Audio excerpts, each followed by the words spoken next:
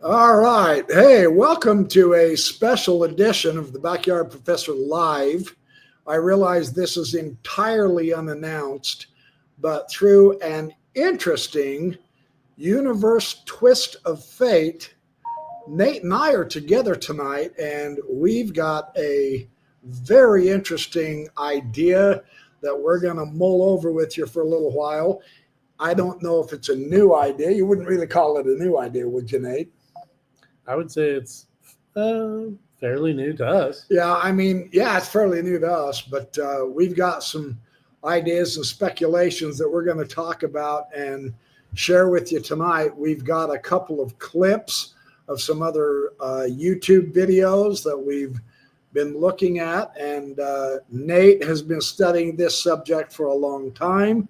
He's got some materials that we're both in research right now with. And when we get to the point to where we're ready to present the information, we're going to do that. But tonight we thought we would do this live special because this subject, now I just watched a video today, Nate, of a gal, I can't remember her name. She's a fairly popular interviewer. Anyway, she interviewed Representative Congressman Burleson. I think she posted it today. I think it was just one day old. I might have seen it, and I don't remember her name. And she outright just asked him point blank.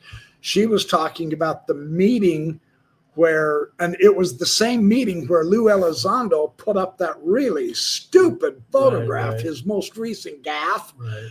But Burleson was talking to Eric Davis, and the camera angle was such that you could not see Eric's face. He was facing away from the camera, but Burleson asked him point blank about the aliens. You know, what kind of species are we dealing? Now, this is a congressman, right? In the United States Congress. Right. He's talking to the scientist, Eric Davis, well-known, very good physicist.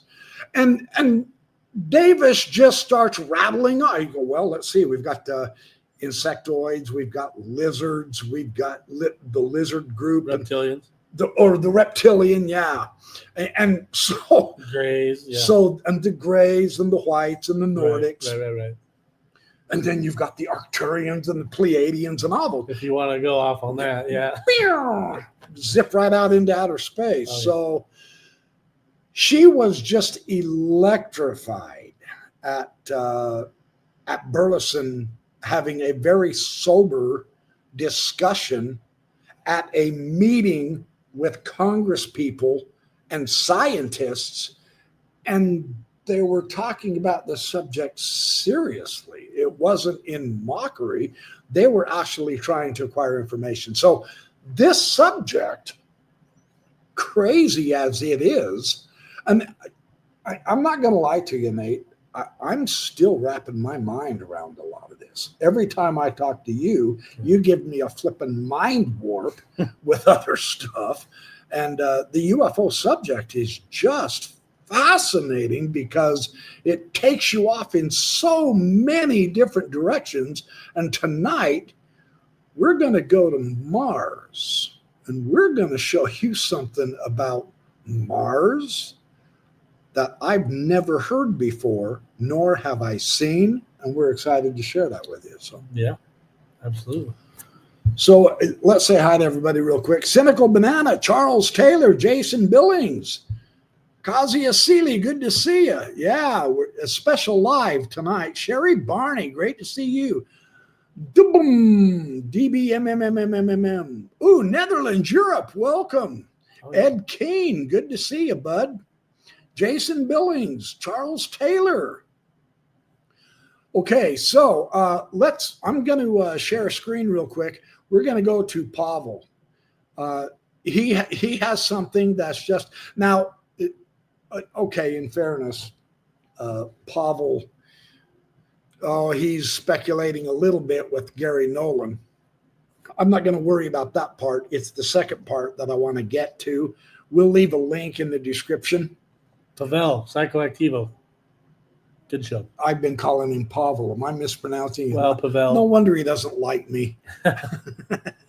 He's a good guy. Okay, this is the one right there. Yeah, that's the one. Okay, yep, that's the one. Let's make sure the folks can see him. Yep, okay. Let's take a listen to Pavel for a minute. This is fascinating. Make sure the sound is up. All right, let's let Pavel talk.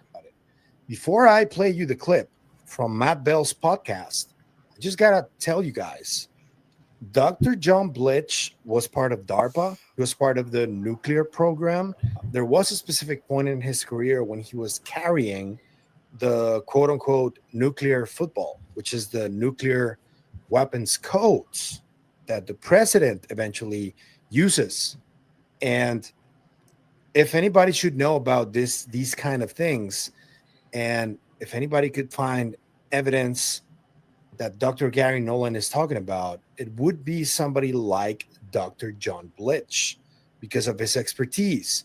Although he moved on to psychology quite a bit and the brain, trying to understand the brain and behavioral patterns and all that. But his specialty when he was serving was related to nuclear energy and nuclear weapons and nuclear material.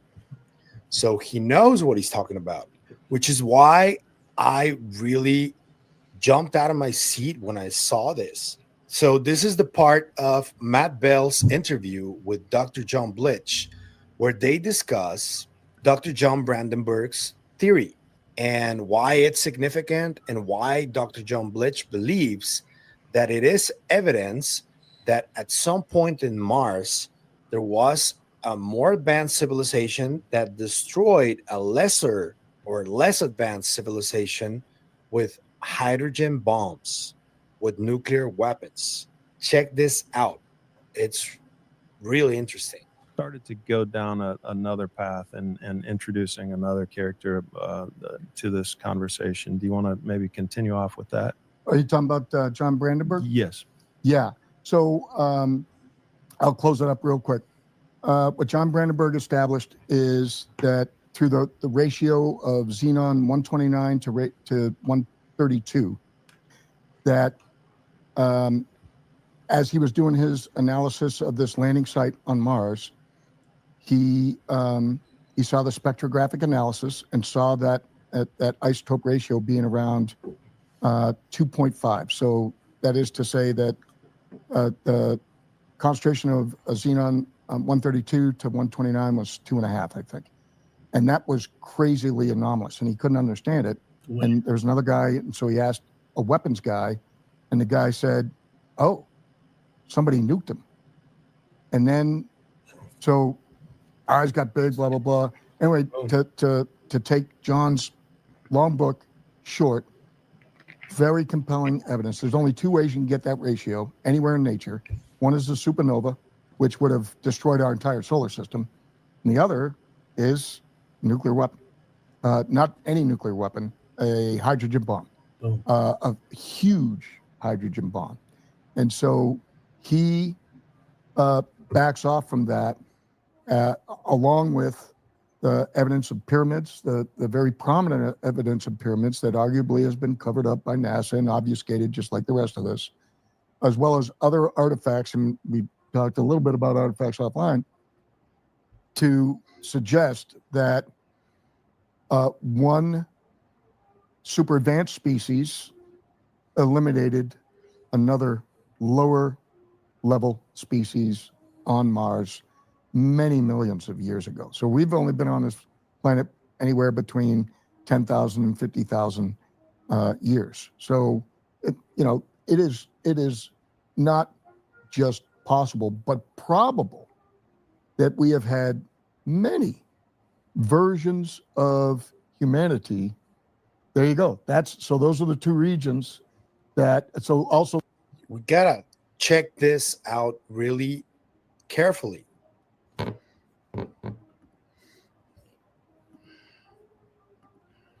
Before we do, what's your thoughts on that? You know me and the word belief, but I believe it. And I've always believed it. And You've always believed it.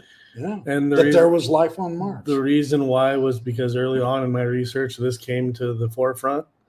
And believe it or not, there was an article that I read about rocks. And the rocks that they showed were some small, what they thought were anomalous rocks, but they found out that they seem to inhabit the area of Mars, which they see in clay, water, what used to be water. However, there was another photograph that was kind of a segue that was off the beaten path of their normal show. And it was also in the same article, and that had anomalous things in it. And that is what led me to believe, without a doubt, that there was something there. Not only was there something there, according to me, now remember, this is my speculation, that the Egyptian pyramids, the Egyptian way of life, was what was there. And we're working on some very interesting information that we've never seen presented before. This comes from Nate, and we will do a video on that another time.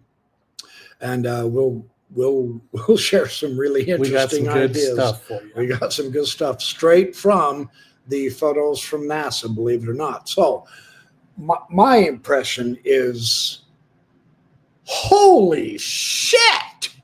Seriously, that's why Mars is barren.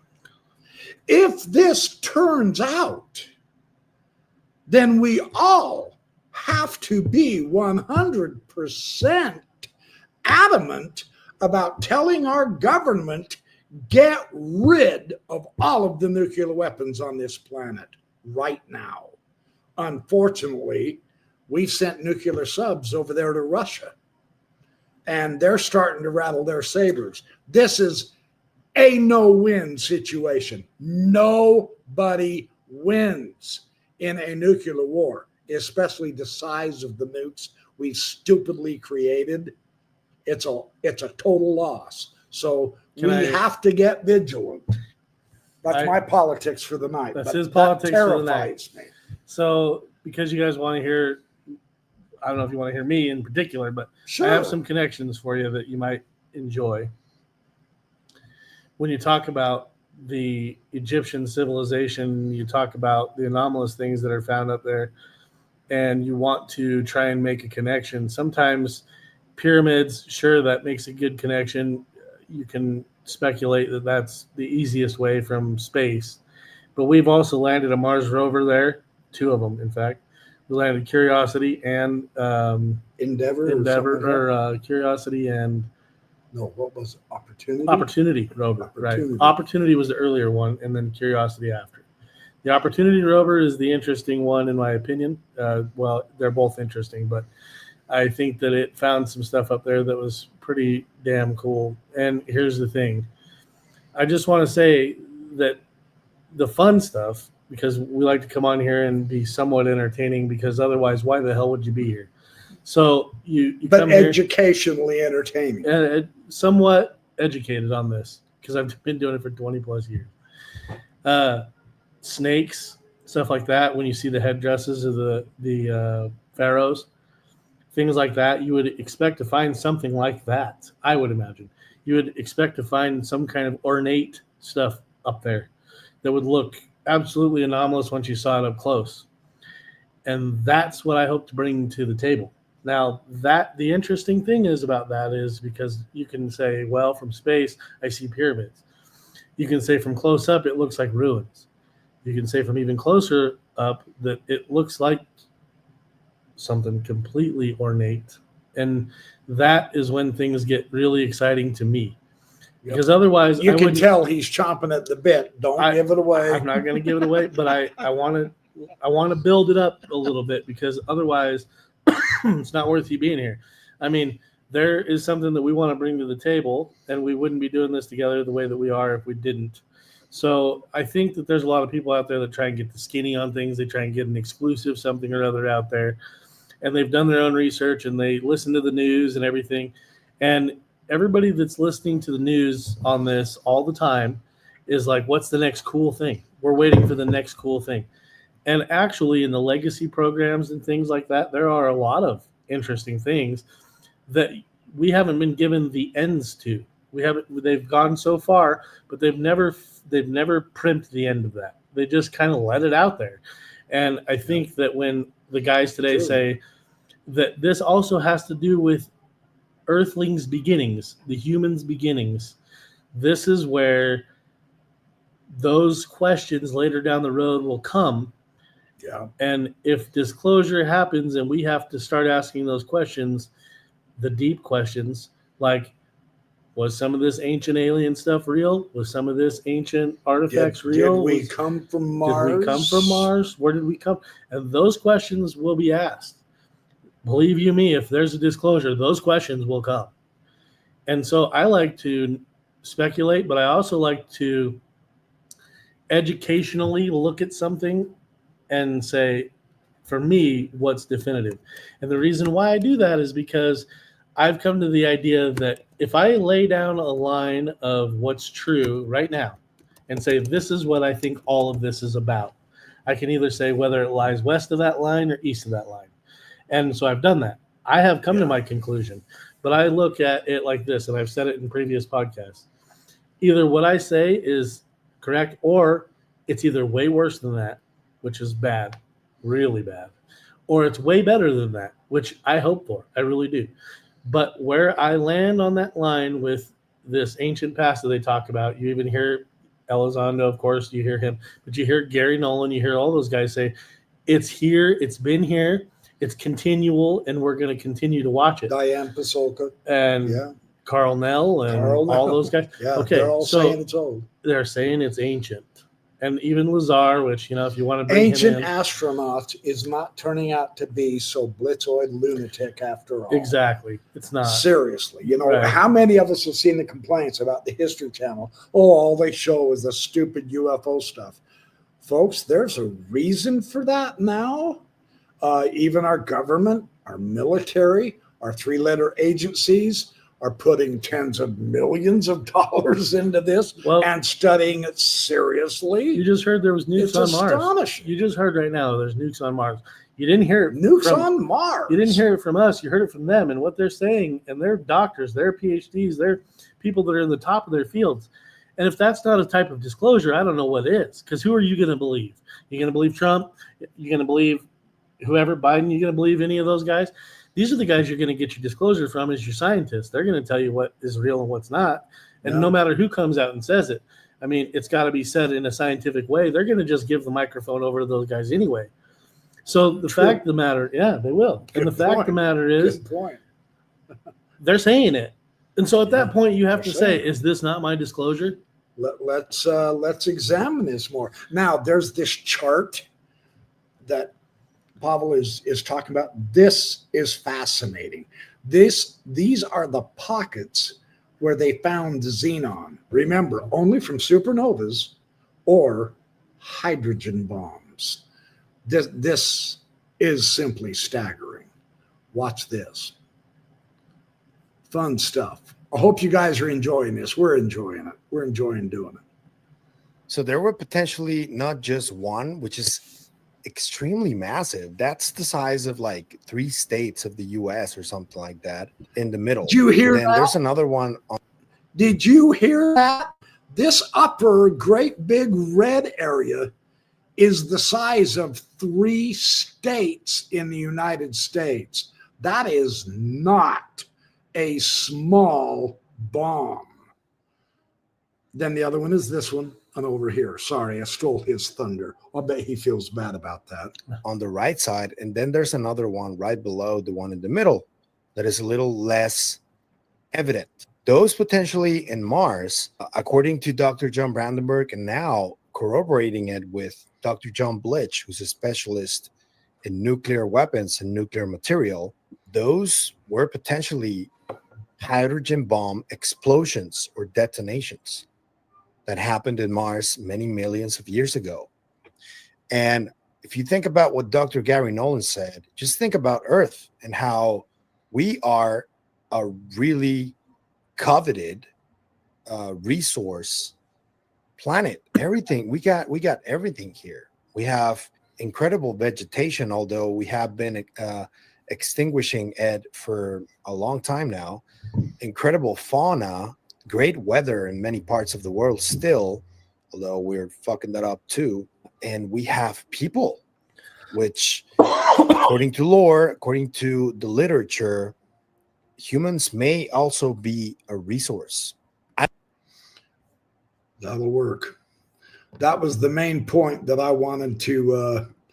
That was the main point that I wanted to share with Pavel, because the idea that once they destroyed Mars, where else you going to go? Well, Earth isn't that far away, and if they had nuclear capability, they certainly had the capability to get here eventually. I'm glad that you said nuclear capability. If I could jump in for just a second, you have to ask. No, you cannot. Okay. Your show, boss. Your show. It kind of makes you wonder a little bit. Maybe you should ask this question. Maybe. Did we get our information on how to build nukes from Egyptian pyramids? Maybe. Or from the Nazis. Or, well, the Nazis They were building UFOs. The Nazis were trying after. to. Well, they were after ancient glyphs and things like that. They were. And so yeah. they may have found something. We got all the German scientists and von Braun and those guys. Now you're getting there. So Einstein came from there. could that be a connection, guys? You have to ask those questions, because if you don't ask those questions, you're not getting the connection. There might be a connection there. Sure, we have these guys that say that they're geniuses. We've got Einstein, we've got Olbert, we've got von Braun, we've got people all from this paperclip, right? But they're Paul Dirac and those guys, right, and they're geniuses. But in some cases, we weren't told what to think. So we might be geniuses. These may be people that knew things because of those glyphs and things like that. Maybe they figured those out a long time ago. The Hermetic teachings definitely say that there was a lot of ancient knowledge there that was being run over by Newton and all those ancient, or not ancient, but all those old guys, Newton and Einstein and all those guys, they all knew the Hermetic teachings. Well, Einstein got old. Yeah. But what I'm saying is that sometimes if you don't know what to think, then you don't know how to think either. And so we've been led down this primrose path that everything is just gooses and goblins down here, and there's nothing else, And then there's a possibility that now all this connects. We're from Mars. We came here. We landed probably near where these pyramids are now. I mean, I'm just saying that once you start asking those questions after the speculation ends and the disclosure happens, what then? Because that's always been my take on it. What then? Because disclosure is an easy thing. They walk out on the stage. All they have to do is say a couple things, two things. They could just come out and say, you watched the show Ancient Aliens? That's your history. Any questions? And then what? That's your disclosure. That's all they have to say. Everybody in the whole freaking world has seen that. At least enough people have seen that. That's all the disclosure you're going to need. Man, we know the military through Colonel Carl Nell absolutely gave disclosure. Yeah. When he was asked I did a video on that just a couple Zero days ago. doubt. Zero doubt we have NHI. NHI, which are aliens. Yeah. So, I mean, gosh, that's as good as it gets from the military standpoint. And they are the ones that are supposedly reverse engineering the craft that they have access to. And from my understanding, correct me if I'm wrong, there's more than just one craft that we have. Okay, so There's at least two. Another interesting look at this, because people Maybe are saying three. People are saying, well, there's a possibility that this right here is conjecture and that this isn't the real path either. But like I said, either it is, or it's way worse, or way better. And I've said this in previous podcasts. You've entertained yourself with worse. So think about the things that you're asking yourself questions about. Here we go.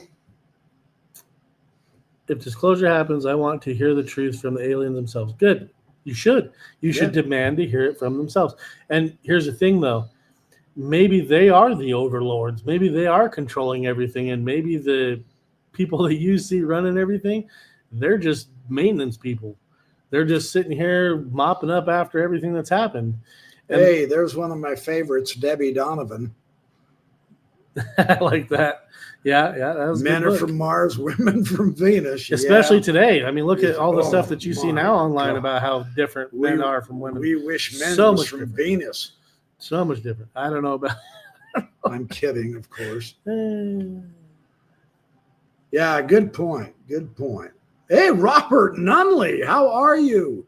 Good to see you, brother. Yeah, we're doing a special live on Mars tonight. Now, there's another gentleman from Amplex, I believe is the name. He gets way out there. He is fascinating. Not that I agree with them all. Nate and I very seldom agree 100% with anybody that we use. Even with each other. Or with each other. We don't have to agree. We just need to that's what come to makes some us kind of tick. thought here. No, we're mulling things over from all sides, and it's fabulous having a guy who doesn't necessarily believe what I say all the time, and vice versa, because we really are getting more done. Don't you get that impression? We're getting way more done. Because it's good to bounce it off of him and him say that's just bullshit, Nate. And then it's good for him to bounce something off of me, and I'm going, why are you going down that path? That weird shit that you're saying? What is that? Are you trying to say that about my live yesterday on the Bible? No. Yeah, you are, aren't you? Well, I'd actually like to talk more about That was ancient fun. texts and Bibles and stuff. We'll do some shows on that too. Yeah. Why not? We're kind of becoming a tag team. Well, and how we kind of got together in the background of my story and what you know about my religious. It is not a coincidence. To show him the bow? No, it's not a coincidence that he and I met. I can just absolutely verify that. It's weird. I'll put it this way. It is weird how the universe works. But know this, the universe is working. It's just crazy. Let's go on to this next guy. Oh, I got to close out this.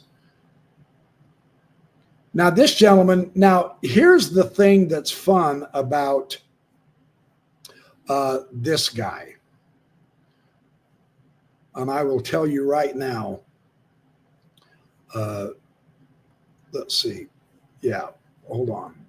Got to remove him real quick. Here's the fun thing about this guy. He does a spectacular summation of a lot of the anomalies on Mars. And he ties them all together, and it is a nutshell analysis of the totality of the Cydonia region, which the former NASA guy Richard Hoagland wrote about, and he's still talking on YouTube, so far as I'm aware. I see videos of him from time to time, or at least of his ideas. I haven't seen a lot of them because I've done the research with that and I moved on. But yeah, not because he was wrong, but because I had to go on and research more stuff. Yeah, the summary in visual form is absolutely spectacular. And this takes about 15 minutes. Now, I'm going to break it up in order to avoid copyright violations. So we're going to stop it after a few minutes. You have to do that on YouTube. You can't just throw the whole thing up there and not get tagged. So I break it up and make commentary. Some people get mad at me. They say, yeah, will you shut up and let the guy talk? Yeah, I would, except I don't want to get in violation. So we'll give you several minutes and then we'll break in and summarize or at least talk about some of the stuff, and then we'll keep going. This is by far the most spectacular visuals I have ever seen. And it includes Joe Mocknamagle and his remote viewing of Mars. McGonagall. Monagle? God, I swear You to can't goodness. say his name. I have had 200 Joe people. McMonagle? Joe. McMonagle. Uncle Joe is what he calls him, and that's what I'm going to call him. But he remote viewed it, and for the CIA. And then the pictures from the Mars deal and Hoagland's analysis. The visuals on this are spectacular, and it's a good, quick summary. If you've never read or studied this stuff, hang on to your seat. You're in for a hell of a treat here. I think he does an exceptionally good job here. So let's take a look. I can't believe I mispronounced Joe's name again. When Joe McMoneagle took on the burden of viewing Mars Wait a minute, McMoneagle, that's what I said. through his mind's eye, he didn't know what Mars looked like yet. But if we take note of the specific coordinates that he was given, it seems that the CIA certainly did. There is no question as to what the CIA wanted to know. What on Mars happened in Cydonia? We'll get to that. But first, extraordinary claims, right? You know the rest. We need to build a strong foundation of information. When told to remote view 46.45 north, 353.22 east, Uncle Joe felt like he was in a large depressed area, looking up at a Washington Monument-style obelisk. Well, image 43A04 of the National Space Science Data Center, or NSSDC, Greenbelt, Maryland, shows these coordinates to anyone curious enough to lose sleep. This crater is so big that Uncle Joe called it a canyon. And damn, if there isn't a massive obelisk, clear as day, right there where he was looking up. In this photo, we are looking down from the sky, so we can see the corners clearly. But to get a decent scope of how absurdly tall this obelisk is, look at the shadow cast at the edge of this canyon-sized crater. Then look at the shadow cast by the obelisk. We can't even see where it tops out due to where the photo is cropped. Figures. Make no mistake, this puppy is tall, narrow, and behemoth in stature, begging the question, how did it survive that massive meteor impact? It should have collapsed at the base or toppled over. Good thing that meteor wasn't carrying any jet fuel. Logically, it must have gotten there after the crater was formed. Right on. Okay, now I'm going to break in here for just a brief moment. And I hate to show off my ignorance, but I do it every time I make a video. I had no idea. I had no idea they had that photograph. For me personally, this electrified me enough that I'm willing to do some more research with Nate on other anomalies. That is mind-boggling that that photo is still available. The shadow there, unless it's faked, and I don't think it is, but to me, that whets my appetite for more. So let's keep going.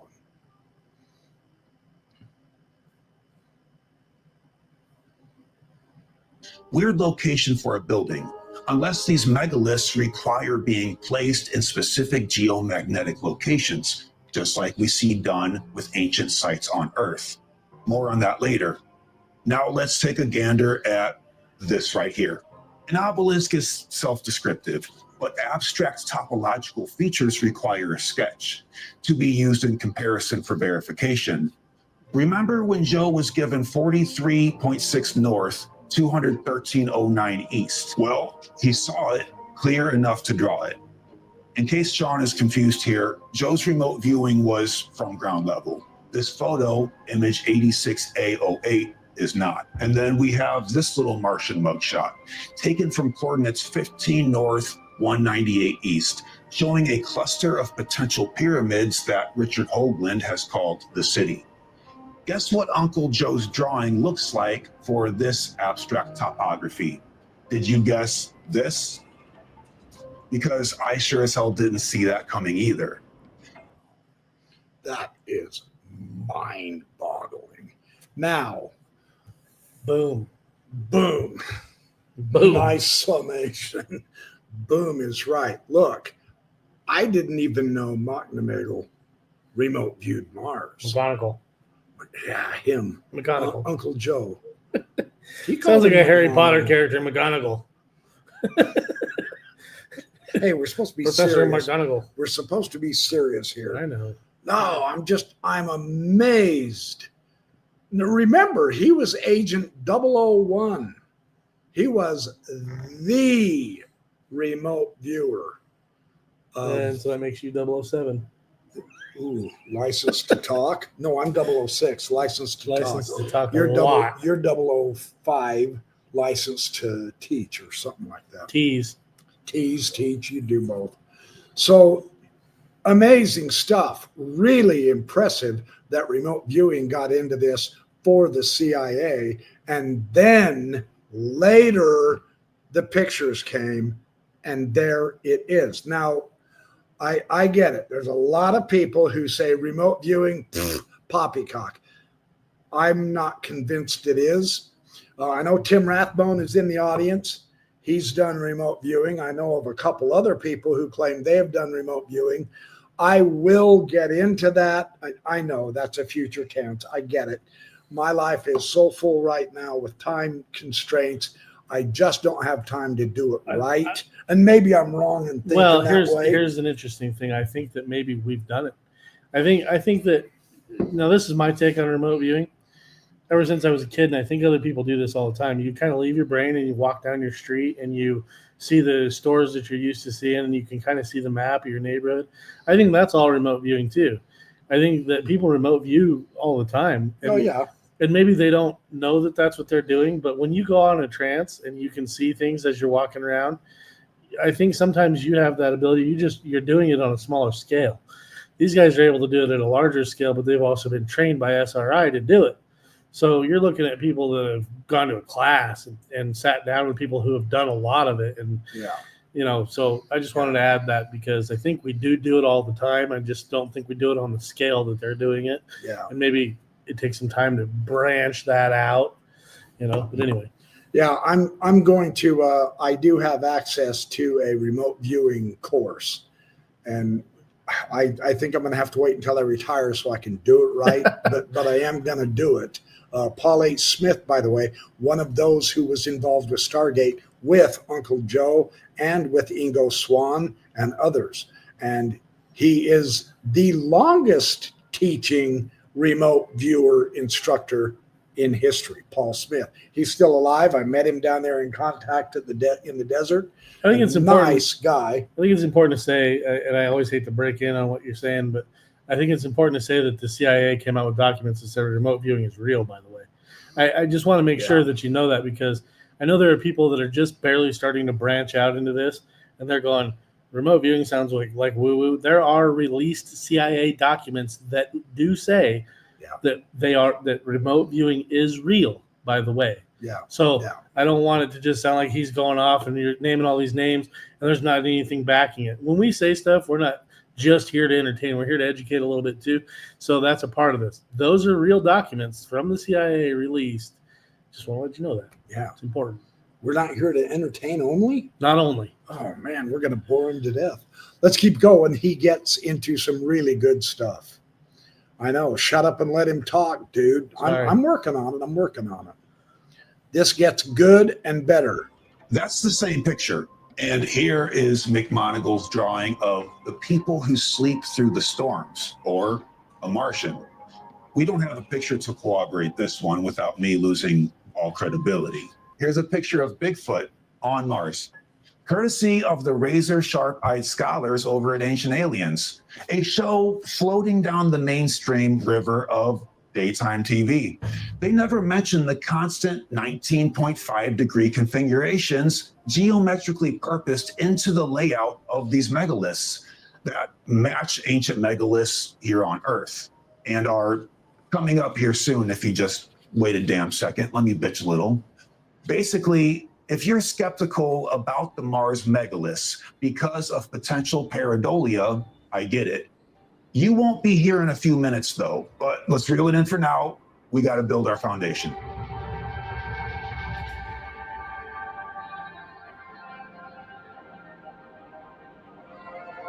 Notice that U.S. Naval Observatory, he's not just a plunk from the street. If you Google the definition of pareidolia, you'll see the monolithic face of Cydonia has become the world's mascot. This is beautifully orchestrated and precisely executed disinformation at its finest. I admire how well done it is. It works on everyone's innate fear of looking like a fool. Placing the most important find in archaeological history as the poster child of seeing what's not there is the quickest way to avoid questions and a a public demand to go there ASAP. It ensures that the average Joe won't do the math. The face on Mars is symmetrical, a mirror image on both sides, and parallel to true north. It is lined up with Hoagland's City of Pyramids in such a way as to catch the Martian sunrise on solstice 500 to 600 million years ago. Sound familiar? It's the same layout as all ancient megalithic sites on Earth, aligned with true north and visually alchemizing the solstice sunlight artfully in various ways, like giving the Great Pyramid of Giza 8 sides, and the creeping shadow effect of Quetzalcoatl coming down his pyramid from the heavens for only the few minutes during the peak solstice. We don't do this kind of architecture anymore. Also, like Earthling megaliths, this cluster of Martian pyramids in the city are laid out as a microcosmic carbon copy of the stars above it. Which stars, you might ask? Well, the same stars that the Great Pyramids in Giza are meant to portray. We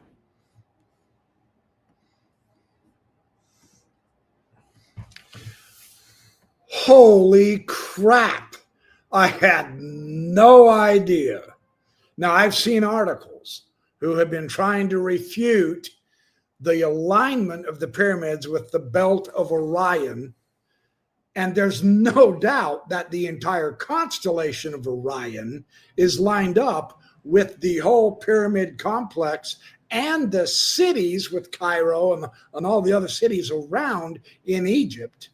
That's pretty solid. I've done videos that show that the Hopis on the Mesa have the same arrangement with all of their villages across the plain. They match the entire constellation of Orion perfectly. And now we're finding that on Mars? Color me impressed. Well, that also makes you wonder, okay, so we came from Mars. Now we're making the connections, and we're saying, okay, this is aligned with Orion, just like the ones that we have here. Well, if that's a signature, we can follow that signature to other places too. If there's many iterations of humanity, like the doctor said, then there may be other iterations on other planets that look exactly the same, aligned with the same stars. Wow. Now, we're not saying we know of any of those offhand right now, but there may be.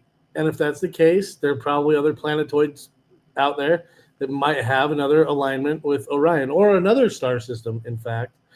And I want to make that, apparent, because if that's a signature that we can follow, then that's a mathematical signature. That's a universal thing to follow is mathematics. And he's going to show that right now. Beautiful segue. You've seen this before. Or I'm just, yeah. Dang, it's fun to be with you again. All right, let's keep going. It gets better, I promise. This just electrifies you. The Earthlings built 3 points of this constellation as pyramids in Egypt. Go team. Our ancient neighbors of Cydonia, though, they nailed the entire set by building a pyramid for every visible star in that constellation, each one sized accordingly. Damn. But you know what?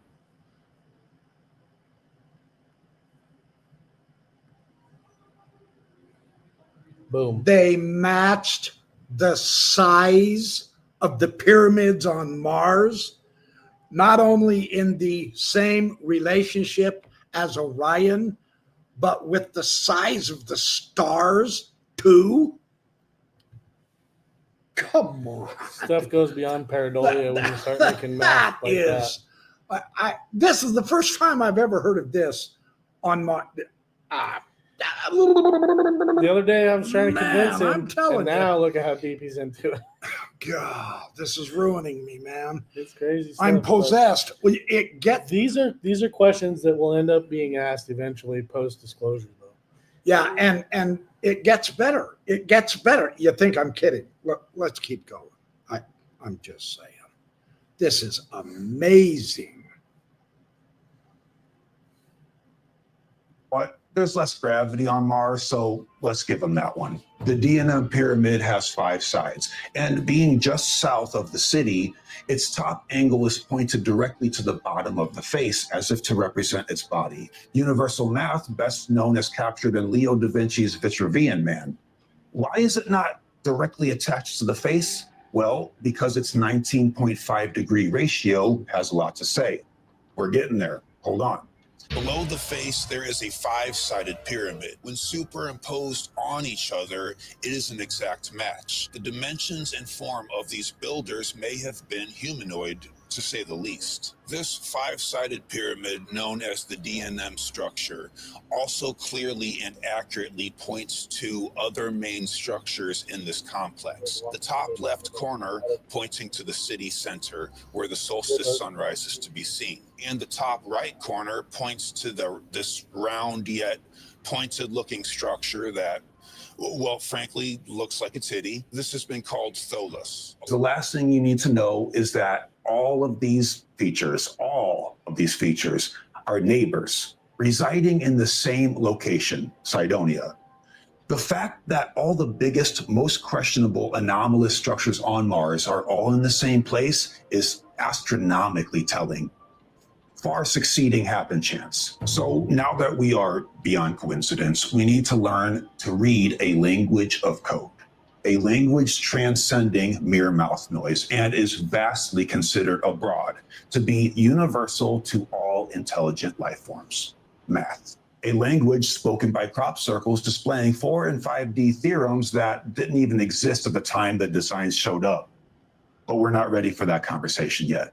When we put a triangle inside a circle, the apex points touch the ring at 19.5 degrees parallel. Render this into 3D, and we have a tetrahedron within a sphere, where again, the points make contact at 19.5. For whatever unknown reason, the very existence of this form causes there to be more energetic activity on the surface of the sphere around those apex points. A theory as to why involves hyperdimensional physics and vortex theory, but just not right now. We might not know why, but we can see the effect. The gigantic storm on Jupiter, known as the Big Red Spot, is on this parallel. Earth's biggest volcanoes emerge at parallel 19.5.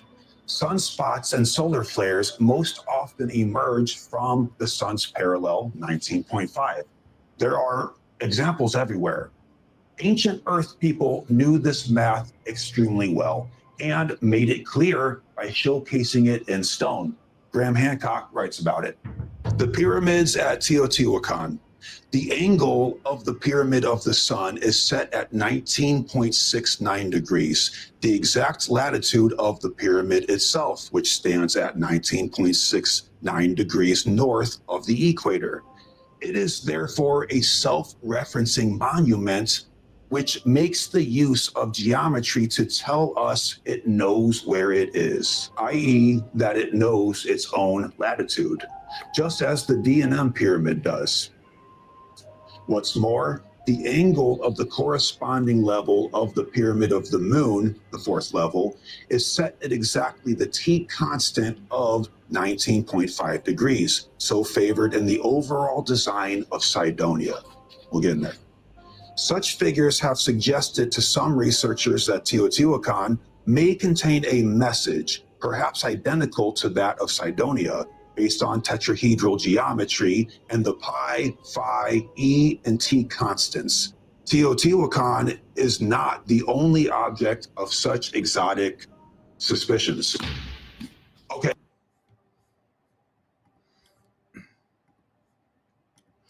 So we have Mars, we have Egypt, we have Teotihuacan, we have the Hopis. I'm telling you, this goes deep, but his capping point is going to simply take your breath away.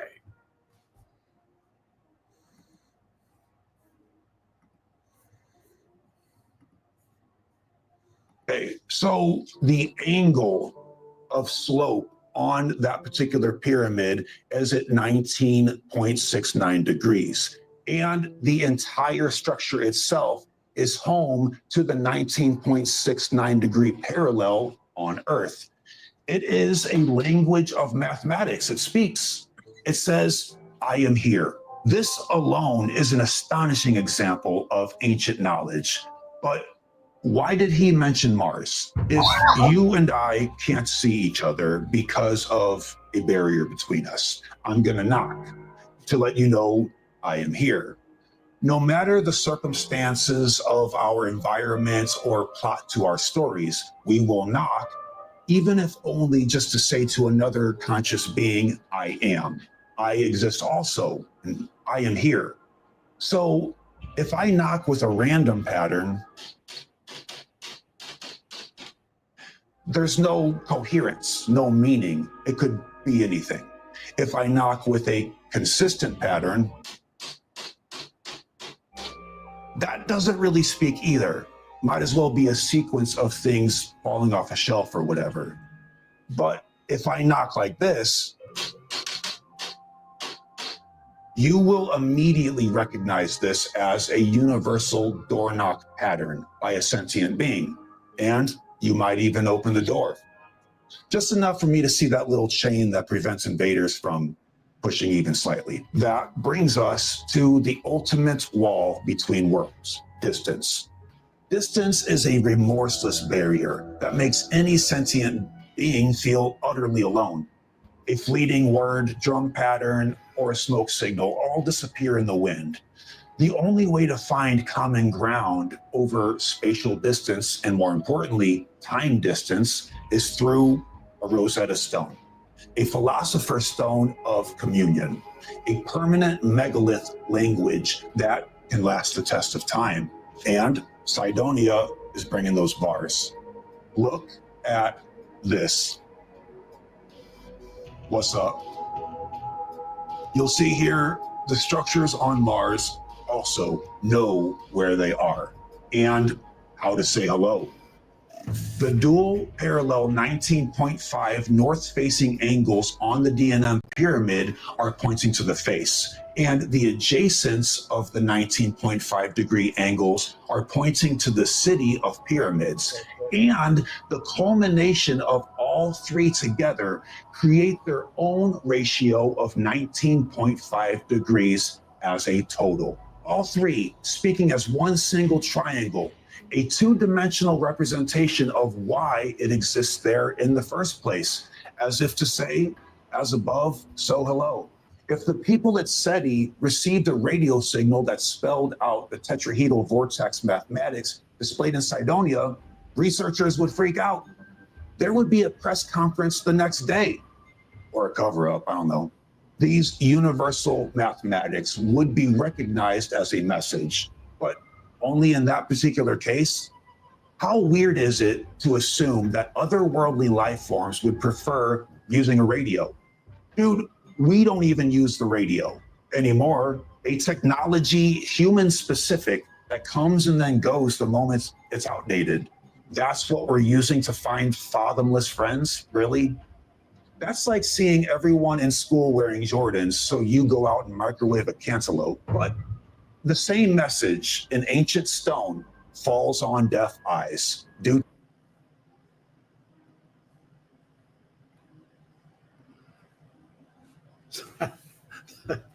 The 19.5 degree correlation, not only with the individuals all over the place there on Mars and on Earth, and then the fact that the whole layout with the pyramid and the face, the most prominent anomalies now, the pyramid, the face, then the pyramids, and the group of pyramids with the pyramid, the five-sided pyramid, not the four-sided, the five, which is pointing to both of them, tying in that 19.5 triangle, is simply staggering, in my opinion. Now, you said you had a question, or do you remember it? It brings up a lot of questions. I mean, it kind of makes you wonder. I mean, we've been to Mars, or we haven't been. I mean, we've been to Mars with rovers, We've seen certain things, and we've been above it, and we've been around it, and we've orbited it, and we've taken pictures, obviously. It kind of makes you wonder if there wasn't something on the moon, and also other planets. Again, but my question is I wonder kind of where we landed when we were up there, if there wasn't something to that as well, just the moon. That just brings up that question. And maybe there is something like that up there that's been buried over eons, because we're talking about 2 million plus years or whatever. But I'm just looking at it going, if this is a signature, where else might we find a signature? And it's also showing, honestly, again, the line that I set for the way that I think about this is we nuked. Means we nuked Mars. Okay, so no matter who it was that fought who, we nuked them. And so when you say those words right there, this has happened before, and here we are on the precipice again, going, are we going to go down this road again? Or are we going to build these? So maybe that's why they're here, trying to warn us. They do say that to people that they talk to sometimes. Right. So it makes you wonder if it's not another iteration of humans that's hanging around us going, okay, these guys go and screw up this time. Maybe we just say, well, we stop it. Now, here's the thing. You wonder, like Fukushima, when that happened, the whole nuclear Japanese failure over there, when that earthquake hit. Well, what you found out that happened over there was UFOs that showed up, and they dampened the irradiation, which is another interesting thing. You can go look that up, that there was UFOs all around there. And one day they took a reading, and after the UFOs came, they took another one, and there are 2 different readings. And I have not heard that. And it became a lower irradiation. You say that's factor. Available. Oh, yeah. Yeah, it's out there. Yeah. If you're going to make look up Fukushima and go look up what happened when the UFOs came. What happened was they dampened the irradiation. Matter of fact, you should go see how many parts of this phenomenon go ghostly over there. They say that there's taxis over there that have picked up people, and then they've looked in their back seat and nobody was there. So there's a lot of interesting things that happen in Fukushima that are surrounding this event, this phenomenon. So, well, thank you, Vern, dude. That's very kind of you. But I think what this is doing, honestly, is giving you a bigger picture of humanity.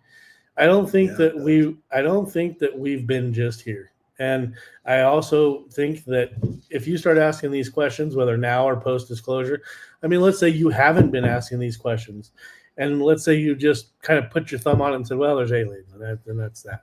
But why is there aliens? And what are they doing here? And those questions will be asked. And that's the stuff that you're going to be scared of, and or it's going to change your whole paradigm. It's not the fact there's aliens here, or the fact there's humans or another iteration of humans, right? Because that's what they're basically saying here, is that it's an iteration of humans, that we're just evolved on this planet now instead of that planet. And so we've adapted to this planet. And adapting to that planet, we had done that. And we had gotten big enough to where we could nuke. And then we nuked.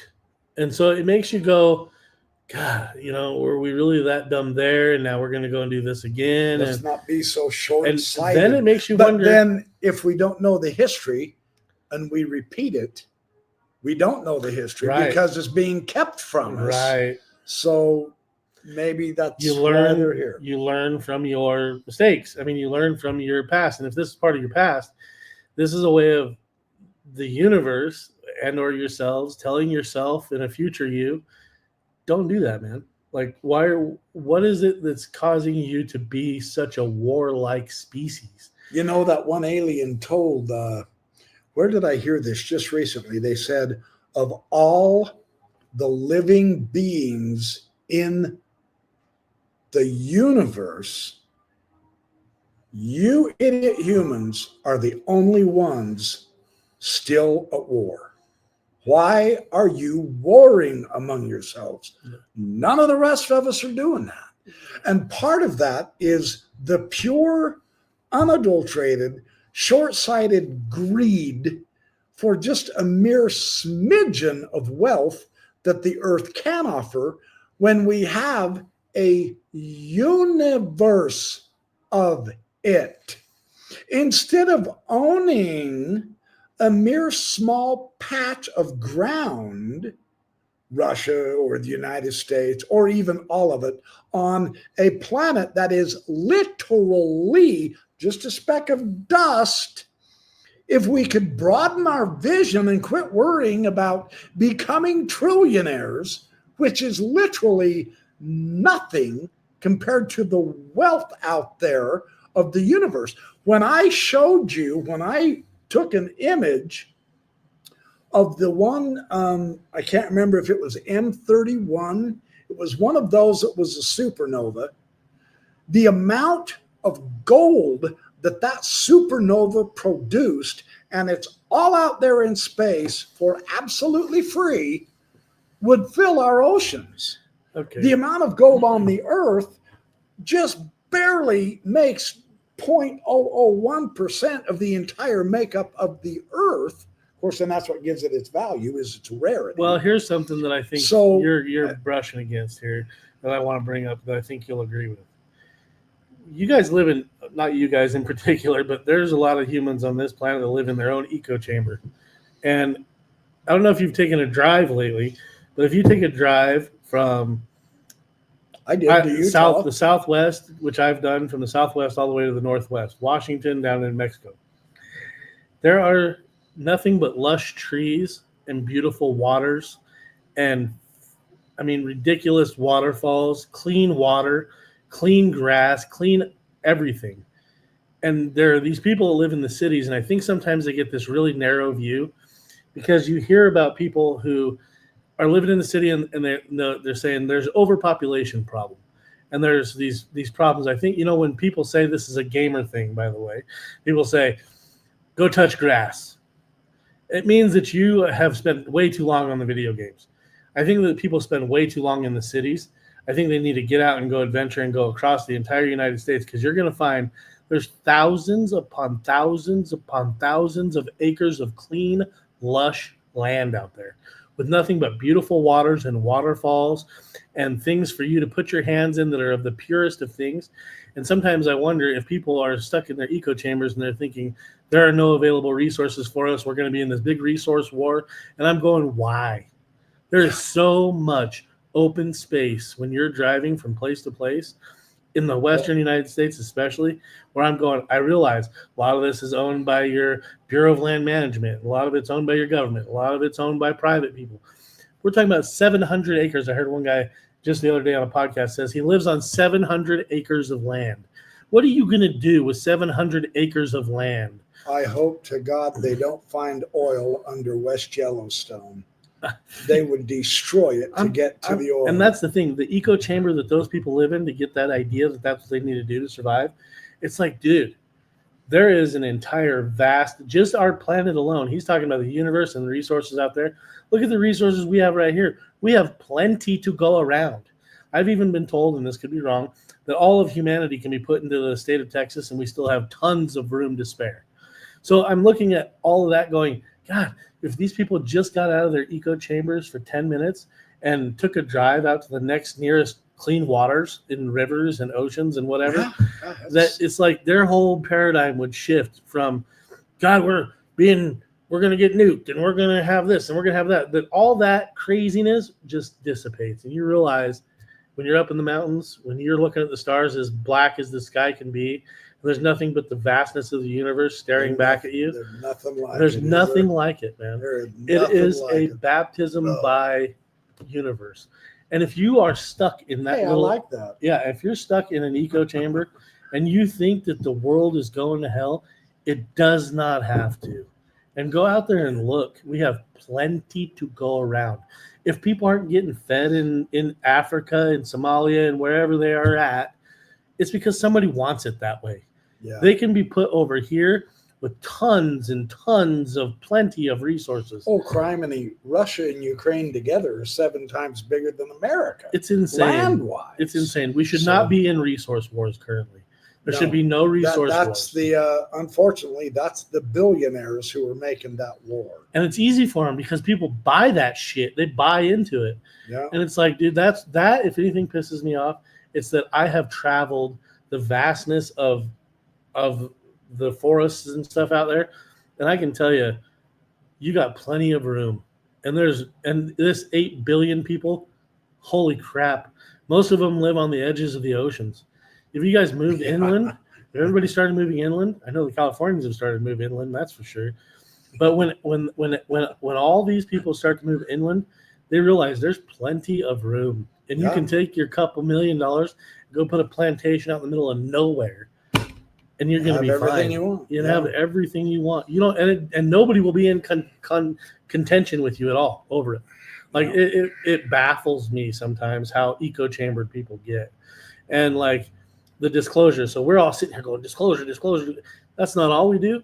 I mean, that might seem like what we do. I mean, I have partial Indian in me. I have partial Dutch. I have partial Irish. I have a lot of different mixture of things in me. And the whole world I've traveled with, all the eons of people that have come before me. And there will be billions more that come after me. And in all of that time, thousands of years we've been on this planet, and there's still that much room. We have thousands and thousands and thousands of years that we can still live here, and we can live here in peace. And it just blows my mind that people are so stuck in those little tiny echo chambers. Oh, disclosure. You know, I get that way. That's what I'm saying. Is I get that way. Look, intellectually, and spiritually, I suppose, this subject of UFOs has expanded us way beyond what I expected. Maybe the aliens are here to help us get out of our echo chambers and expand us physically. I hope they're expanding us in the mind to do what I just did, to let you know there's plenty to go around. Take the time to smell the dandelions. Yeah, go out. Take the time to travel. And that's worth it, I promise. And that's just from an ecology. I don't know why I'm going that way, but I just feel like this is a part of that. Because when people look out there and they go, hey, well, we nuked Mars, what does that make me feel like? I mean, you think about it, maybe that's my line that I've already set in the sand. People know me by now.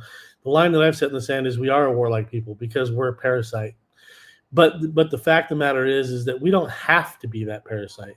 And I think maybe that's what they're trying to say is maybe you can leave your parasitic nature now that you know that there's plenty of resources here on this planet, and you can start using those resources, and you have thousands of years to live in peace, and you'll be fine. Yeah. You know, we can all eat the bounty of the land because there's plenty of it out there. Right. So, that's kind of an interesting note to end on. Yeah, so I don't know why, that comes in with disclosure talk, but it has to, because as a species, what we are doing and what we're capable of, I mean, we've got AI and we've got educations that's coming through the screen now. We don't even need our government. When it shuts down, you still go to work. Nothing changes. If you didn't have money, some people say, well, I wouldn't go to work if I didn't have money. Well, you would if we needed you to just go to work to help us out. Let's just all help each other out, go to work. Go back to instead of worrying about money. We live that way for hundreds of thousands of years as a species, and it worked. If all of a sudden somebody in our government said there will no longer be money, but what we want you to do, there's still land. But what we want you to do is just go to work because you're going to help your fellow man, and we're going to give you your house for free, everything that you already have. And those people that don't have that, you know what nitinol is? Yeah. Hang on a second. You know what nitinol is? Nitinol is it's a metal that's a memory metal.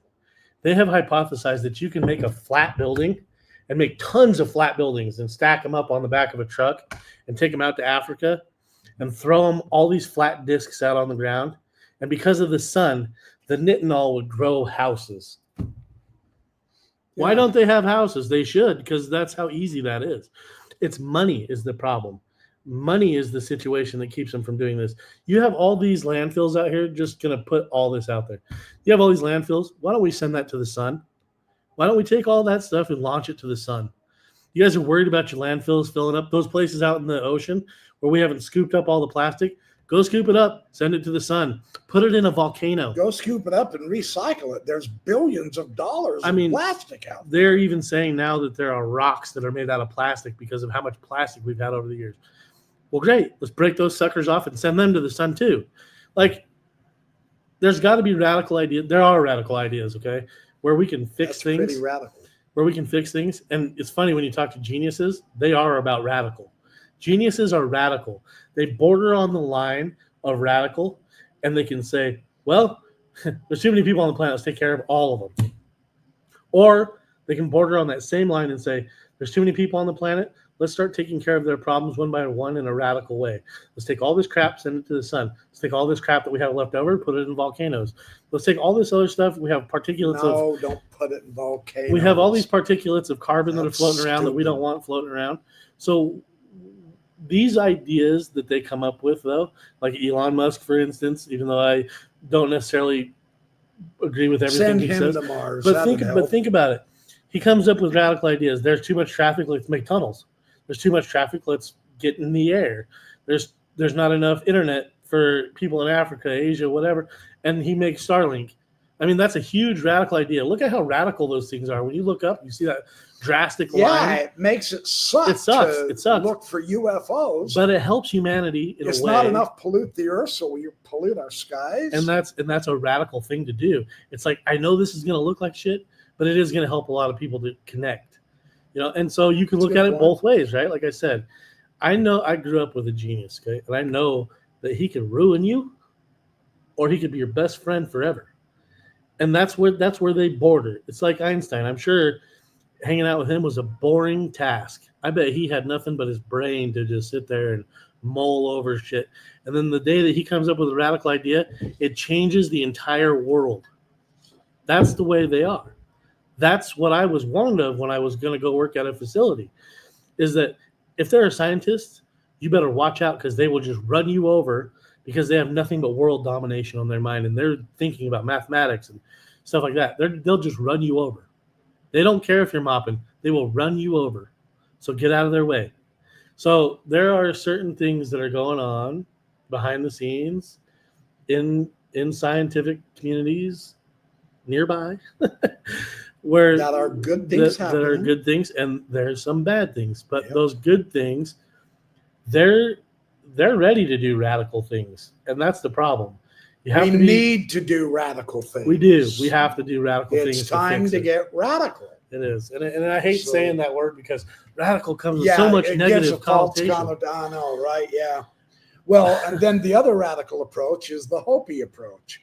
My favorite tribe of Indians, the Hopi and the Navajo. And their philosophy is utter simplicity, and it is the most beautiful thing I have ever heard. And I think that everyone here needs to share this video with everyone you know just to get these ideas. And one of them is the Hopis say this: if one of us has corn, we all have corn.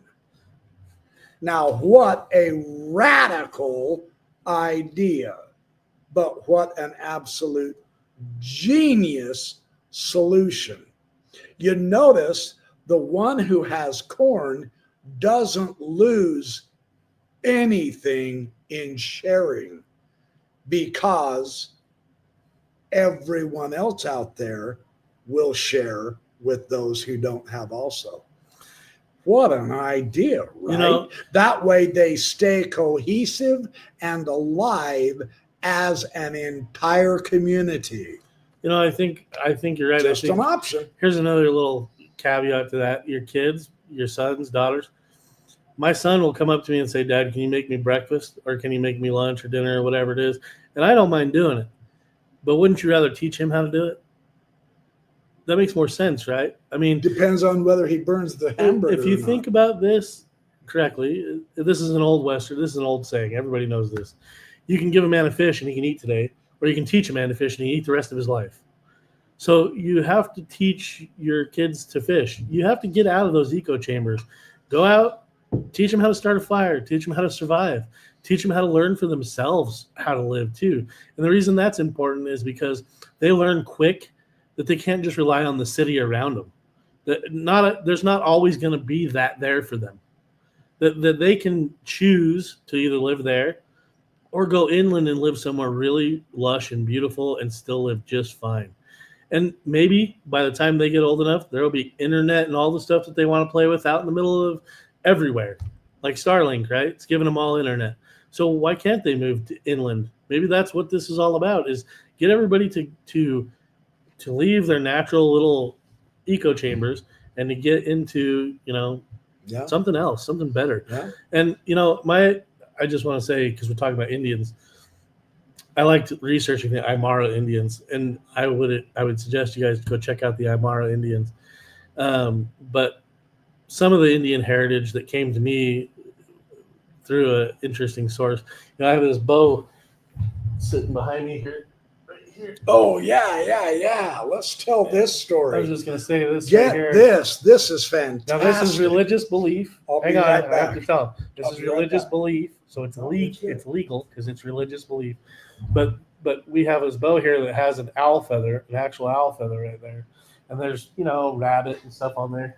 But anyway, the gentleman that gave that to me, and this may have something to do with the reason why me and the professor have gotten together recently and done videos, and why there's so many synchronicities that are coming together in his life. And he's talking about things like that now all the time, where he's got dreams and he's got things he wants to do. He wants to remote view. He's all these connections and synchronicities, and he's listening to the universe. And then all of a sudden we're meeting each other. And here's an interesting thing. He may want to be here for this, but I'm just going to say it. The gentleman that gave that to me, he was an orphan, and he was orphaned out in the forest. And he was of Indian descent. He knew that because of the way his skin is, the way his hair is, everything. He knew he was an Indian when he grew up, but he was orphaned. And when the Indians, the Blackfeet Indian that picked him up out of the forest, they thought this is either a blessing or it's a damn curse, and we don't know what. But there were creatures that was walking around in the forest at that time, and they picked him up and they started to scoot off with him, and they heard crumpling and stuff in the background. This is the story that I got from one of the main guys in the tribe after I met him and after we went and talked about things. And he said, they called me at first the Gray Being, which is interesting. And then they started calling me Gray Wolf. When he got older and he went through all of his rites and rituals and stuff, they called him Gray Wolf. But the main guys knew that he came from gray beings, and they were all around in the forest, I guess, when they went and picked him up. And I don't know if they kept him safe or what it was that was going on, but the man that gave me that bow says he came from gray beings. Wow, that just gives me goosebumps. That reminds me so much of the Hopis legends of the star people. Even the ant people, they say, came from the stars. And the ant people are beginning to show up. I just watched another video on Hopi prophecy. So that and they're tribe, saying the ants are showing up, which means we're in troubled times. That's a bad warning. yeah, It's a good warning. the star people, they call them the star people from the tribe that this gentleman comes from. They call them the star people, or the people from the stars, or the people from the sky. They call them a lot of different things, but generally they're known as star people. Yeah. And when they've supposedly met with them in the past. I don't know how long ago in the past, but they had direct communication with them, and the communication was telepathic. I heard that. Yep. I heard that even hand signs were trying to be used, They but flew in on shields, flying shields. they called them and shields. they took their chiefs on those shields and went to the sky. Yeah. Yeah. They even said that they It's came in amazing. faster than the arrows that came Faster. from them. Yes. Yeah, yes. faster than the arrows that Yeah, came from that's them. right. Yeah, Oh, exactly. I mean, it's so much fun studying all this lore, but for you to have that kind of a personal experience is such a wonderful gift.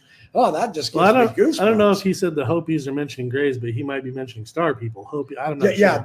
sure. Well, they described their main founder. I can't ever remember his name. It's a really interesting name. They describe him just like a gray. He was he had big eyes, and he was a pale, kind of a off-color Are you talking being. about Quetzalcoatl? Who are you No, the Hopis. Oh, the Hopis. Quetzalcoatl's down further south. The okay. Hopis have a different. But he took the chief up on that flying shield and showed him the layout of the land, and he pointed to the land where they were supposed to start their villages, And I mean, they were wandering out there in the desert, out in the middle of nowhere to start a village and all. And now it turns out that all of that entire Hopi Nation layout of all their villages, the distances, the relationship with directions, in relation to the three mesas, which are the holiest part of their land, the center of their land is the mesas. It's the constellation of Orion. Old Oribe, if I remember correct, I might have to double check this. Old Oribe was away from it, but the belt stars pointed to Sirius, and that's because that's where they came from. And that's Robert Temple's book, The Sirius Mystery, with the African Dogon tribe. But the Hopis have the same tradition. There's a lot of those places have that same tradition. It's a beautiful. And it may not become from Sirius. Like they don't like there are times when I have gone to my friend's house. He has an entire headdress made out of feathers.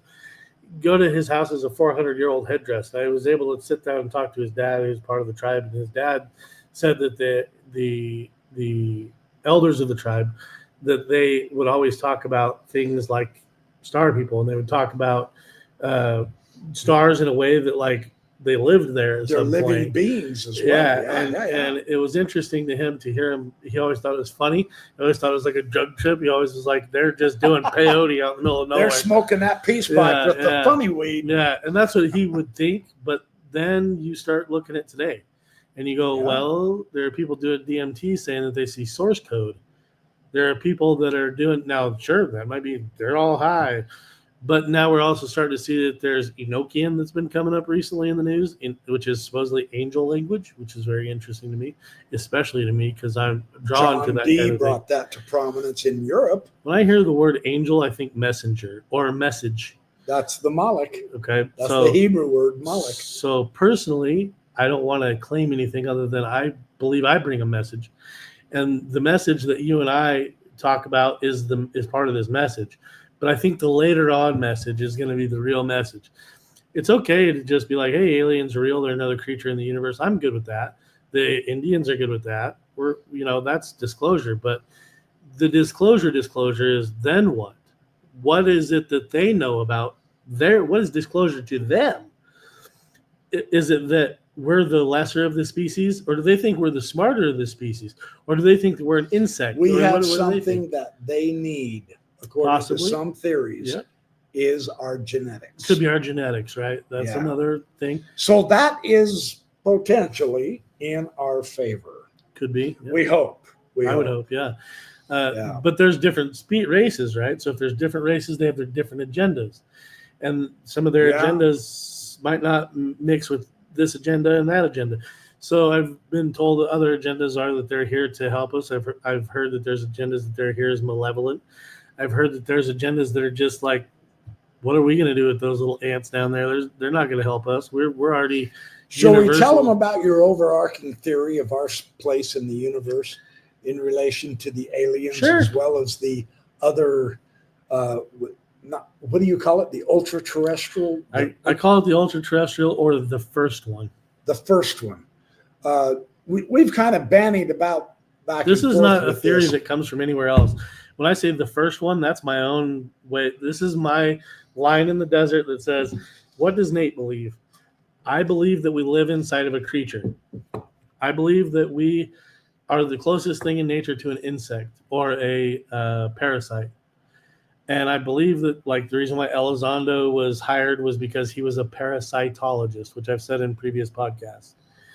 And that soon we're going to have to figure out what kind of species these other ones are. Because look around us. We have dogs, cats. We have mosquitoes that live on the hemoglobin of the blood. They don't mess around with We have bacteria in our guts. So the males don't bite us. The females do. They use it in order to survive their species.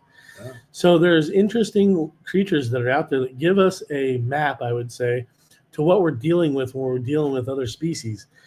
When somebody says they look like insectoids, it doesn't surprise me because just because we don't look like insectoids doesn't mean that we don't have some kind of insectoid way of living, like a parasite or like a tapeworm. We get inside of a living creature and we go eat all the natural resources.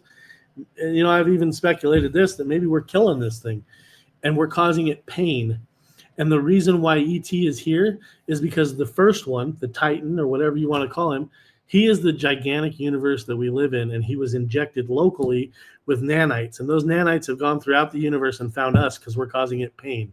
The atomic bombs, the fact that we're killing this planet, the fact that we're killing cows and horses and pigs and all the animals in the Amazon, and we're destructive creatures. We're warlike. You have to, and that sounds cynical, but you have to look at us for what we really are. And when people say the truth hurts, the truth does hurt. And the truth is, we're down in forests, we're down in animals, we're burning up the land, we're cooking the place, we're CO2, we're taking nuclear shit and putting it all in one place and moving it all around, and we're mutating things, we're nuking people. There are people that have been irradiated. There's even a stupid, ridiculous video suggesting that just to see what would happen, that we set off a nuclear bomb in the Marianas Trench. Now, how goddamn stupid do we have to get? Nuke the ocean to see how big of a splash we can make?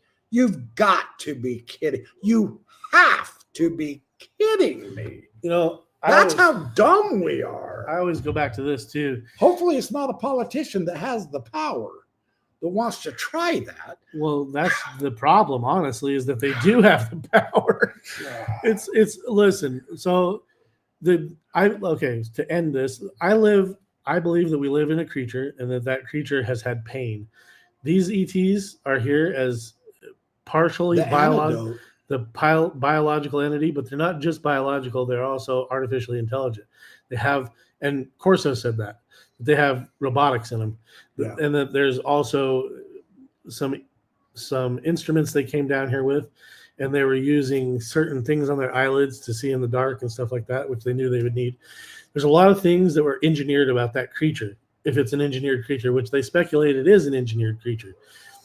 I believe that the Titans saw that gray being as close to what humanity looks like as it could tell, underneath maybe a microscope. Maybe they're looking at us through some kind of universal microscope or a body microscope or a scope that comes down, looks at us at first as drones, and then goes up, builds the creatures, comes back down, and then now we have these creatures that mimic us that we can bounce along the side of the fence and play with. And they're wondering if we have anything worth saving. And they found this to be a healthy cell that we live on, which is the Earth. And we're screwing up that cell. So single cellular cancer is something we're dealing with. Ask Gary Nolan. He is using certain techniques now to find, on the smallest molecular scale, the first cancer cell that forms in your body. And it goes all throughout your body, just like these creatures are supposedly doing, going all throughout the universe. And they find that pain, which I think the atomic bombs had something to do with this pain. Go and look at Mexico, or go and look at Nevada. That place has been blown to smithereens because of all the atomic tests that we did out at the test site. There's freaking blasts everywhere. And it's hurt not only the Earth, but that's a cell. Now we've moved all the nuclear material to these little spots. It's hurting other humans, but it's also hurting the land around them. And here's the interesting thing that really gets me. Ray Santilli, I've mentioned the name before, and people think he's woo. He made a telescope that's called the Santilli telescope, and it's two telescopes. One's a Galileo telescope, and the other one is his telescope, a convex lens and a concave lens, and they sit on the same pod. And is powered by computer, and you move them. And what happens is you can look in the distance and find what he calls anti-light. And anti-light is the anti of light, but matter is light. So it's the antimatter, anti-light, antimatter. So he's seeing antimatter cloaking is what these crafts are using. Now people are looking at that going, wait a minute, what did he just say? Antimatter, anti-light cloaking. So when I watch Skinwalker Ranch, I laugh my ass off. Because if this guy has the science to look at these things, and he calls them IFOs. identified flying objects because he's identified them. He says that there's at least one over every nuclear facility in the world. And he's been to a lot of places and looked with the Santelli telescope and found at least one anomalous feature above every single nuclear installation in the world, and that they're there monitoring every fucking step we take. Every step. So if you think that they're just here playing around, they're watching you. They're watching the nukes. They're watching that nuclear material. They're on top of every single facility. Every one of them. That's as serious. That is as serious as it gets. We're not smart enough to police ourselves, apparently, and that's pathetically sad.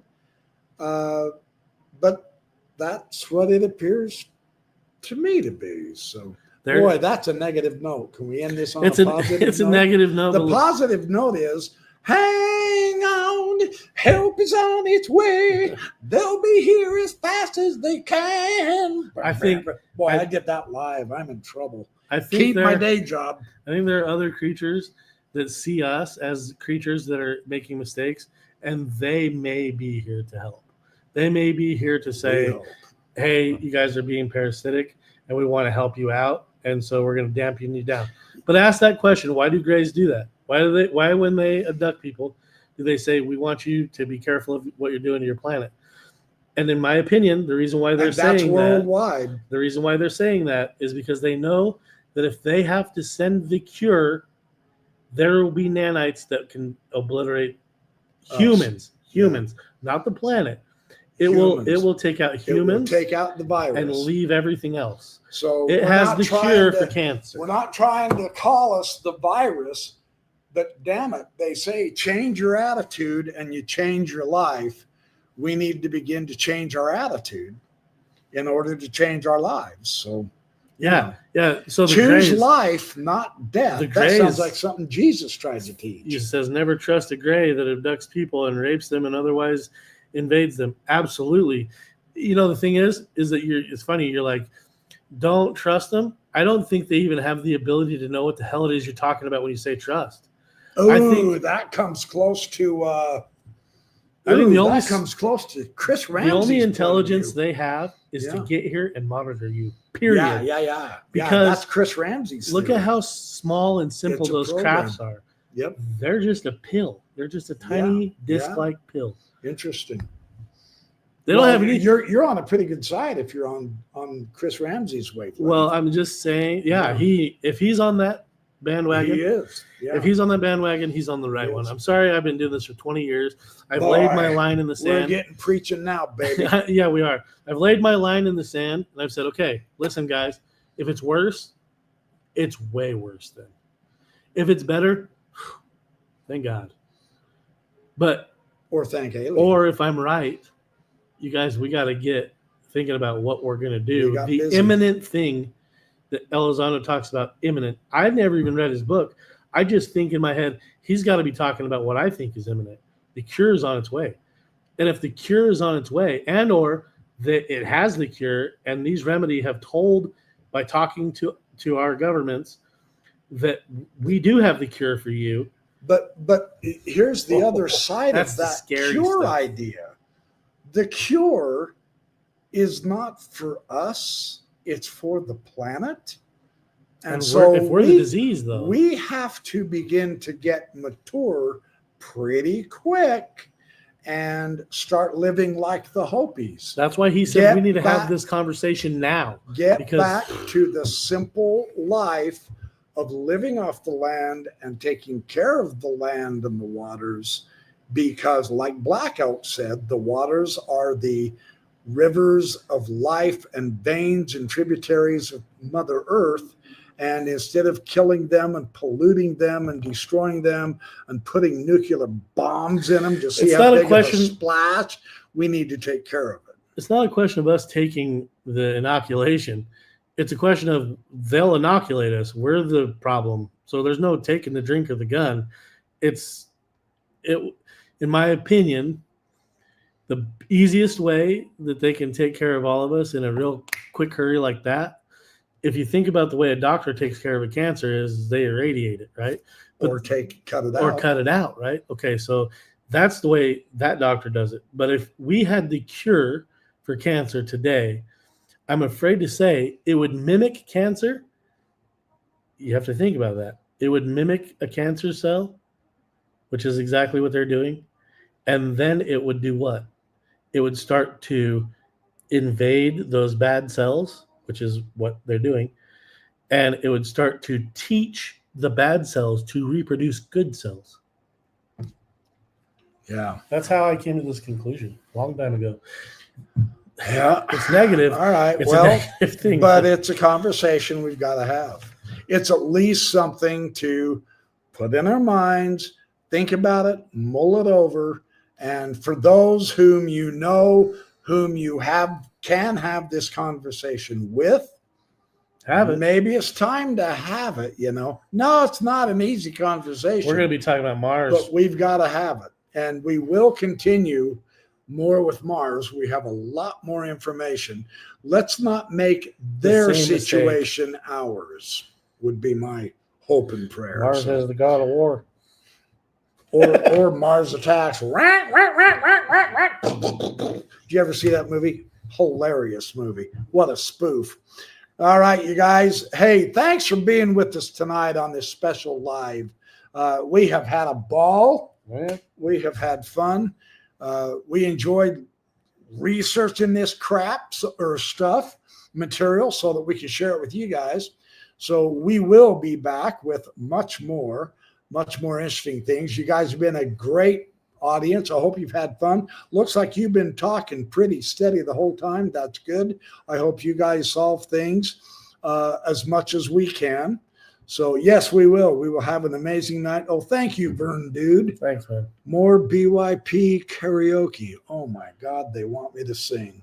Careful. What do you want me to sing? We got to get out of here, though. Oh, we gotta go. We gotta go. Really, now okay, you're saying something. We'll practice and we'll do a duet. Talk about committing you to difficulty. He might have to do something like that to get his. I have a horrible falsetto, but I'll try. Maybe we can sing. Yeah, we'll figure it out. Guns N' Roses or something, All right, we're gonna go now. We're gonna go practice our karaoke and singing. So, bye, guys. All right, you guys. Appreciate all of you. Have a great evening. Don't stay up late, and if you do, make sure you're having fun.